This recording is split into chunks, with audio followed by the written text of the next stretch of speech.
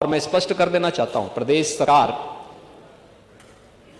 किसी भी विद्यालय को बंद नहीं करने जा रही है, किसी भी विद्यालय को बंद नहीं करेंगे। प्रदेश सरकार ने तय किया है कि इंटीग्रेटेड कैंपस बनने चाहिए बच्चों के लिए, जहां पे वह प्री प्राइमरी से लेकर के और सीनियर सेकेंडरी लेवल तक के स्कूल की शिक्षा प्राप्त कर सकें। उसी के मॉडल दिए गए हैं अटल आवासीय विद्यालय। पांडे जी, मैं जाऊंगा, यहां पे हमारे श्रम और सेवायोजन मंत्री हैं राजभर जी, श्री अनिल राजभर जी से कहूंगा कि एक बार आपको अटल आवासीय विद्यालय का दौरा करवाएं। अभी मैं बिलारी में भी आया था, बिलारी के विधायक भी नहीं होंगे यहाँ पे, हाँ भाग गए होंगे, क्योंकि स्वतंत्र देव जी ने ऐसी कसम उनको खिला दी है कि वो बेचारे समझ ही नहीं पा रहे होंगे कि किसके नाम पे कसम खाएं। ऐसी कसम मत खिलवाया करेगी। नहीं, मैं भी कह रहा हूं ना, किसके नाम पे करें, और खन्ना जी किसके नाम पे कसम खा देंगे।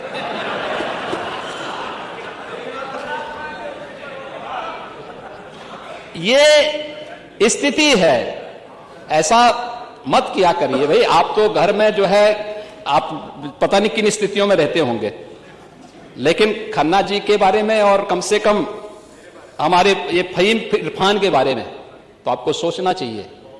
और बेचारा भी अपनी किस्मत को कोस रहा होगा कि आपने ऐसी कसम खिला दी। मैं बिलारी में गया था अटल आवासीय विद्यालय का उद्घाटन करने के लिए। आप देखिए ना उन बच्चों की, आप अपने बच्चों को तो विदेशों में भेजते हैं पढ़ने के लिए, श्रमिकों के बच्चों के विद्यालय को बंद करते थे, उनके लिए कोई सुविधा नहीं देते थे। आज श्रमिकों के बच्चों के लिए, निराश्रित हो चुके बच्चों के लिए अटल आवासीय विद्यालय हम बना चुके हैं। और यही नहीं बना रहे हैं, कैंपस जो हम बनाने जा रहे हैं, अभी सीएम अभ्युदय विद्यालय, पीएम श्री विद्यालय और सीएम कंपोजिट विद्यालय एक मॉडल बनने जा रहे हैं।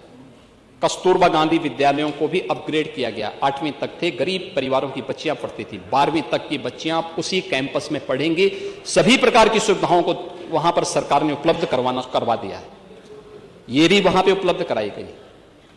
और 29,000 से अधिक जिन विद्यालयों की बात कर रहे हैं, 27,000 विद्यालय हैं, 27,000 विद्यालयों को हमने स्वेच्छा से इस बात के लिए कहा कि जो विद्यालय चाहेंगे, 50 से कम छात्र हैं तो 1 किलोमीटर के दायरे में, 1 किलोमीटर का दायरा बहुत लंबा नहीं होता। पांडे जी, आप 4-4 किलोमीटर जाते थे,